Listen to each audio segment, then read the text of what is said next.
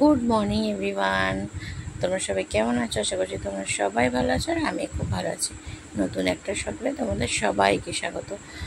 ঈশ্বর তোমাদের সবার মঙ্গল করুন, সবার ভালো করুন। তো দেখো, আমি সকালবেলা স্নান করে নিয়েছি, আর আমি এখন গোপালকে সেবা দিয়ে নিচ্ছি। আমি প্রত্যেক দিন সকালবেলা উঠে চেষ্টা করি যাতে সকাল সকাল ওকে সেবা দিয়ে নেওয়ার, কারণ তোমরা সবাই জানো বাড়িতে গোপাল থাকলে যেটা হয়। আর আজকে আমার একটু তাড়া আছে, কাজ আছে, কারণ আমি যে কাজটা করি তোমরা অনেকেই জানো, আবার অনেকেই জানো না। সেই কাজটার আজ ট্রেনিং আছে, যে কারণে আমাকে সকাল সকাল উঠতে হয়েছে, সব কাজ করে নিতে হয়েছে। আর আমি না গোপালকে জল খাওয়ার সময় চেক করি। আমি ফোনে অনেক ভিডিওতে দেখেছি গোপাল দুধ খায়, জল খায়। আমি ভাবি কি আমার হাত থেকে কবে খাবে। তো মনে হয় যে মনে হয় যেন খেয়ে নেয় অনেকটাই জল, আমি গ্লাস ভরেই জল দিই। তো যাই হোক, এসব কথা পরে হবে। তো গোপালের পাশে আমার এদিকে কেতু মহারাজ আছে। আমি কার্তিক ঠাকুর পুজো করি, তো সেই ঠাকুরকেও আমি একই জায়গায় নিয়ে খেতে দিই দুজনেই সন্তানের মতো।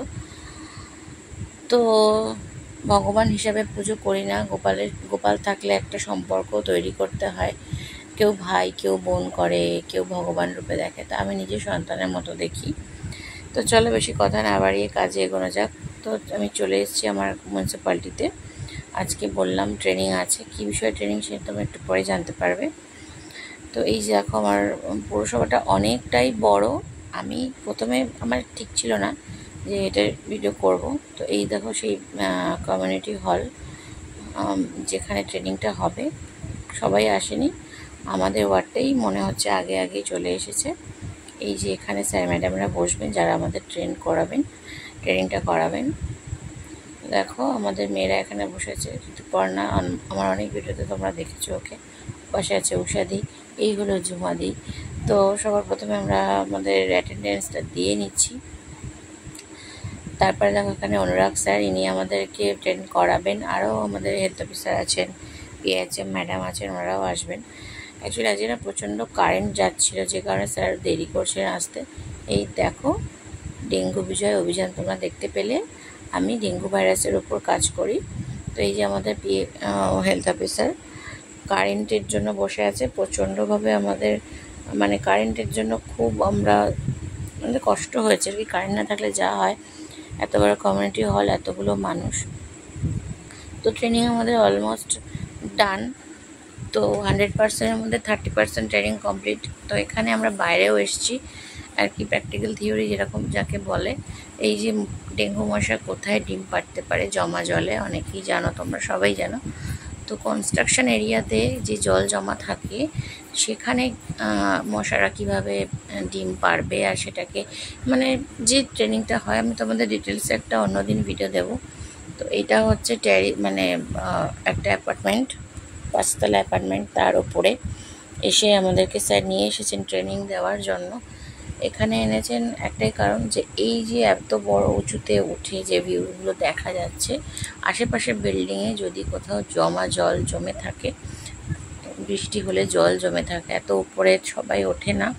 অনেকের বাড়ির যে ওই যে ছাদগুলো যে রয়েছে, সেই সমস্ত দেখাবার জন্য, বোঝাবার জন্য এত উপরে ওঠা। ওই দেখো নীল রঙের যে শেডটা না, ওর পেছন সাইডেই আমার বাড়ি। আর আমি কাঁচরাপাড়ার বড় হয়েছি, এখানকারই মেয়ে। আমি জানতাম না কি এত উঁচু থেকে এত সুন্দর ভিউ দেখা যায়, আমার বাড়ি দেখা যাবে। তো দেখো, আমরা ওখান থেকে ট্রেনিং করে আমরা চলে এসেছি আবার আমাদের জায়গা মতো, যেখানে ট্রেনিং হচ্ছে। এখানে আমাদের লাঞ্চ দেওয়া হয়েছে, আর লাঞ্চে ছিল এই আমি চিকেন কষা আর ফ্রাইড রাইস। তো চিকেন কষাটা না খুব টেস্টি ছিল, বাট অনেকটা তেল ছিল, যে কারণে আমি শুধুই ফ্রাইড রাইসটা খাচ্ছিলাম। ফ্রাইড রাইসটা শুধুই খুব ভালো লাগছিলো খেতে। চিকেনটা ইচ্ছে করছিলো, কিন্তু এত তেল যে ভয় লাগছিলো খেতে। মাঝখানে আমি ডায়েট করছিলাম, এখন বন্ধ করেছি। তারও অনেক কারণ আছে।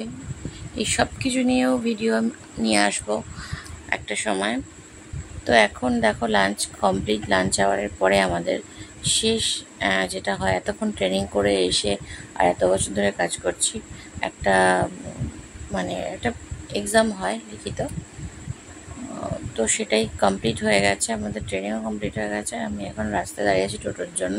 তো ভিডিওটা কেমন লাগলো আমাদের অবশ্যই জানিও। আর ডেঙ্গু ভাইরাসের ওপর তোমাদেরকে আমি অনেক তাড়াতাড়ি একটা ভিডিও নিয়ে আসবো, ডেঙ্গু ভাইরাস মানে কীভাবে তোমরা মশাটাকে চিনবে এই সম্পর্কে। তো thank you so much guys, সবাইকে টাটা।